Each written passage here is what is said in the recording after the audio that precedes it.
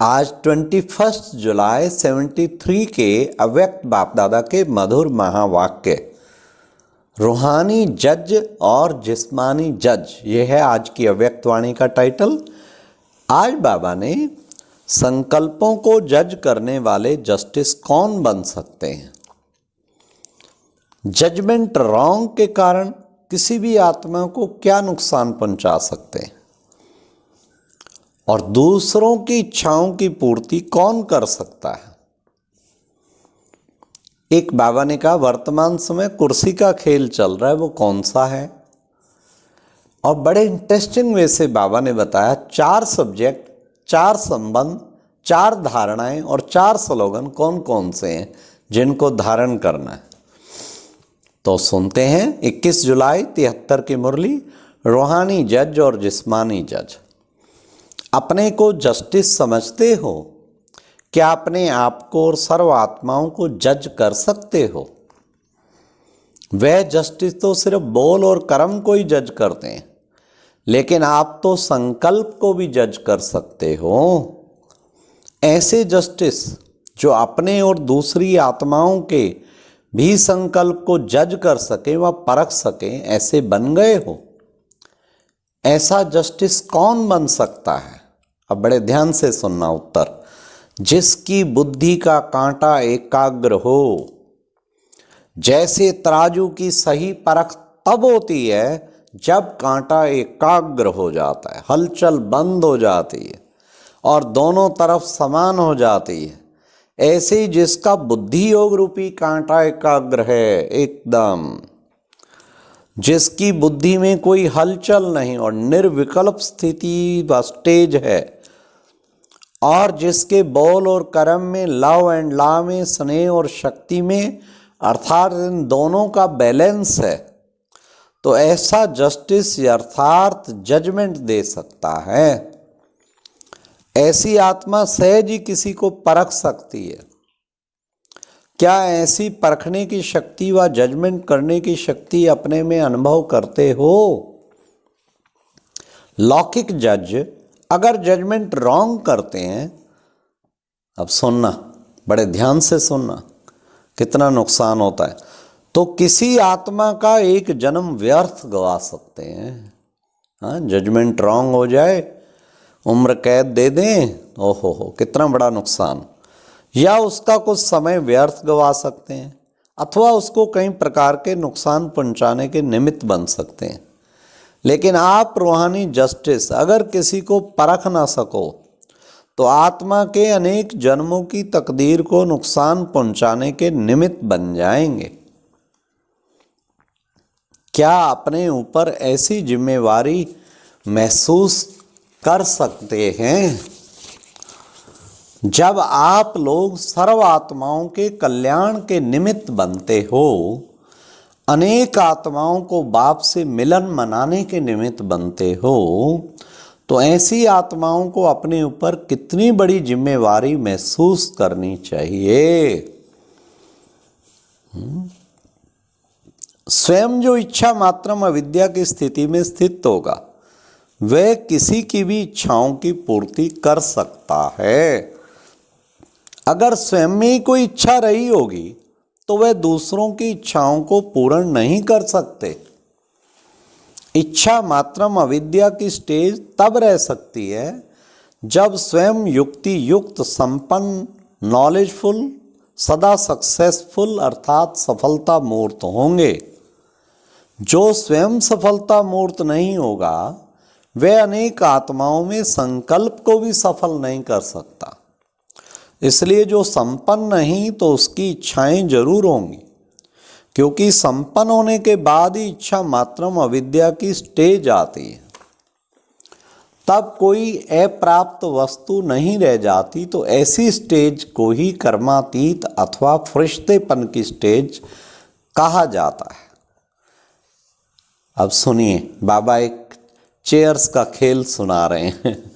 बाबा कहते हैं जैसे चेयर्स का खेल होता है ना, दौड़ते रहते हैं, सीटी बजी और कुर्सी पर बैठ गए। जिसने कुर्सी ली वह विजयी, नहीं तो हार। यह भी कुर्सी का खेल चल रहा है वर्तमान समय खेल चल रहा है। तो इसमें आप क्या समझते हो, अभी 3 तालियां बजेंगी और तीसरी पर चेयर पर बैठ जाओ, क्या इतनी तैयारी है लेकिन ये 3 तालियां जल्दी जल्दी बजती हैं उनके बीच में ज़्यादा टाइम नहीं होता। तो क्या इतनी तैयारी है कि जो तीसरी पर झट चेयर पे बैठ जाओ? ऐसी गारंटी है ना? तो कोशिश शब्द कहना तो माना कोई शक जरूर है हाँ, कल आप पहले सीट पर नहीं बैठे थे क्या? कोई ना कोई कुर्सी लेना वह कोई बड़ी बात नहीं। कोई ना कोई कुर्सी तो प्रजा को भी मिलेगी। जब 16,000 को सीट मिलेगी तो 9 लाख वालों को भी सीट मिलेगी लेकिन फर्स्ट सीट के लिए सदा अपने को एवर रेडी बनाना पड़े। अगर निमित्त बनने वाले ही सेकंड स्टेज तक पहुंचे तो जिनके आप निमित्त बनेंगी वह कहां तक पहुंचेंगे? इसलिए जो अपने को विश्व कल्याणकारी समझकर चल रहे हैं उनको तो सदैव ताली अथवा सीटी का इंतजार करना चाहिए। इंतजार वह करेगा, और बड़े ध्यान से सुनना, इंतजार वह करेगा जिसका पहले से ही अपना इंतजाम हुआ पड़ा होगा। अगर इंतजाम है तो वह इंतजार नहीं कर सकता। तो पहले से इंतजाम करना यह है महारथियों की व महावीरों की निशानी। तो अभी एवर रेडी बनने के लिए अभी से ही अपनी चेकिंग करो। जैसे सारी नॉलेज का रिवाइज कोर्स कर रहे हैं वैसे ही अपनी प्राप्ति व पुरुषार्थ का चार्ट भी शुरू से रिवाइज करके देखो। अब सुनिए सारी नॉलेज का। उसमें मुख्य 4 सब्जेक्ट हैं, चारों को सामने रखो और हर सब्जेक्ट में पास हो उसको देखो। जैसे 4 सब्जेक्ट हैं, कौन कौन से? ज्ञान, योग, दैवी गुणों की धारणा और ईश्वरीय सेवा। वैसे ही यहाँ 4 संबंध हैं। 3 संबंध तो स्पष्ट हैं, सत्य बाप, सत्य शिक्षक और सतगुरु, परंतु चौथा संबंध है साजन और सजनी का। यह भी एक विशेष संबंध है हाँ, बहने को तो साजन शिव बाबा को समझने में मुश्किल नहीं होती, भाइयों को मुश्किल होती है, उनको भी करना है तभी देवभान मिटेगा। परंतु चौथा संबंध है साजन सजनी का, आत्मा परमात्मा का मिलन अर्थात सगाई। यह संबंध भी पुरुषार्थ को सहज कर देता है। 4 सब्जेक्ट, 4 संबंध और फिर 4 धारणाएं हैं। बाप के संबंध में फरमानवरदार, शिक्षक संबंध में ईमानदार, गुरु संबंध में आज्ञाकारी और साजन के संबंध में वफादार। तो ये चारों संबंध और 4 विशेष धारणाएं, इन सभी को रिवाइज करके देखो। इनके साथ साथ 4 स्लोगन भी स्मृति में रखो। वे कौन से हैं? बाबा के संबंध में स्लोगन है सन सोज फादर, स्पूत बन सबूत देना। और शिक्षक के रूप में जब तक जीना है तब तक पढ़ना है, अर्थात लास्ट घड़ी तक पढ़ना है। यह लक्ष्य अगर मजबूत है तो फिर सर्व प्राप्तियां स्वतः ही हो जाती हैं। और गुरु के रूप में स्लोगन है जहां बिठाए जैसे बिठाए, जो सुनाए जैसे सुनाए, जैसे चलावे जैसे सुलावे अर्थात जैसे कि सभी हुक्मी हुक्म चला रहा है। यह है सतगुरु का स्लोगन। अभी साजन के रूप में क्या स्लोगन है? तुम्ही से बैठूं, तुम्ही से खाऊं और तुम्ही से श्वासों श्वास साथ रहूं। यह है साजन रूप का स्लोगन। यह सभी बातें अपने सामने लाकर अपने पुरुषार्थ को चेक करो। इन सभी को रिवाइज करना है। जबकि अभी रिजल्ट आउट होने का समय आ रहा है तो रिजल्ट आउट होने से पहले कंप्लेंट्स को कंप्लीट करो। अपनी कंप्लेंट भी आप स्वयं ही करते हो। अमृत वेले से अपनी कंप्लेंट करते हो। जब तक अपनी कंप्लेंट्स हैं तब तक कंप्लीट नहीं हो सकेंगे।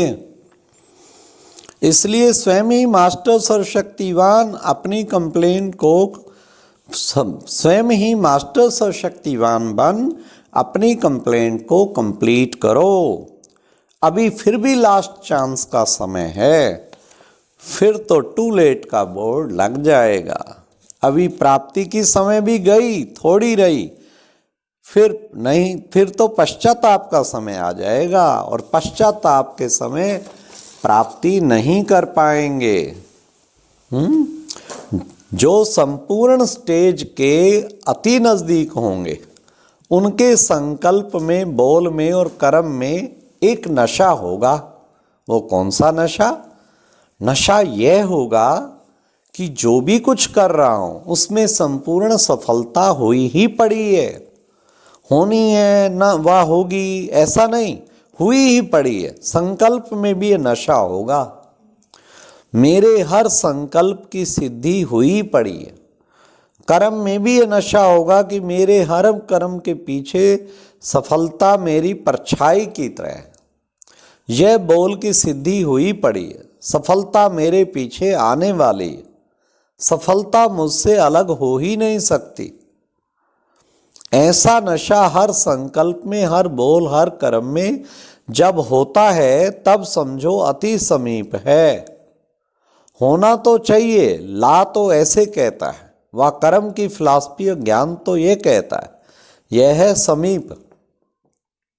अभी इससे जज करो कि अति समीप है या सामने है। ये 3 स्टेजेज हो गई ना।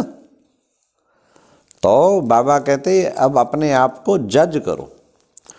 जब तक बाप की संपूर्ण प्रत्यक्षता नहीं हो जाती तब तक बच्चों और बाप का मिलन तो होना ही है।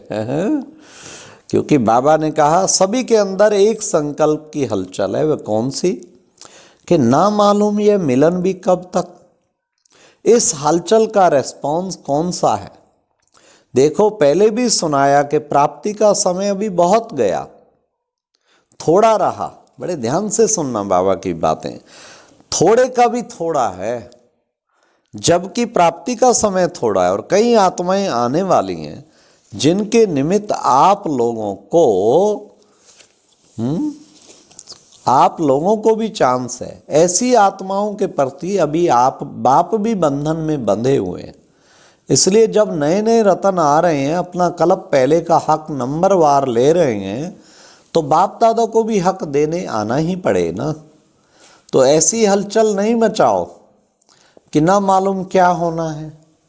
लेकिन अव्यक्त मिलन का व्यक्त रूप से अनुभव कराने के लिए बीच बीच में मार्जिन दी जाती है, समय दिया जाता है कि जिसमें कभी अचानक व्यक्त द्वारा व्यक्त मिलन का पाठ समाप्त हो तो अव्यक्त स्थिति द्वारा अव्यक्त मिलन का अनुभव कर सको। कितना सुंदर बाबा ने जवाब दिया, जो आज की डेट पे भी बिल्कुल फिट बैठता है। इसलिए अभी इतने हलचल में नहीं आओ। जब होने वाला होगा तो अव्यक्त स्थिति में स्थित रहने वालों को स्वयं ही आवाज आएगा, टचिंग होगी, सूक्ष्म संकल्प होगा, तार पहुंचेगी या ट्रंक कॉल होगा। समझा? जब लाइन क्लियर होगी तभी तो पकड़ सकेंगे। जब अव्यक्त मिलन का अनुभव होगा तब तो पहचानेंगे व पहुंचेंगे। इसके बीच बीच में चांस दे, अभ्यास कराते हैं। बाकी घबराने की कोई बात नहीं। समझा? अच्छा, ऐसे सदा सफलता मूर्त, ज्ञान स्वरूप, शक्ति स्वरूप, दिव्य धारणा संपन्न, योग युक्त, युक्ति युक्त संकल्प कर्म करने वाले, परखने की शक्ति को हर आत्मा प्रति कर्म में लाने वाले, रूहानी जस्टिस श्रेष्ठ आत्माओं को, सदा वरदानी मूर्त आत्माओं को, बाप दादा के नूरे रत्नों को याद, प्यार और नमस्ते। तो बाबा ने कहा बुद्धि का कांटा एकाग्र हो तब राइट जजमेंट देंगे। और 4 संबंध, 4 स्लोगन, 4 धारणाएं, 4 सब्जेक्ट। ओम शांति।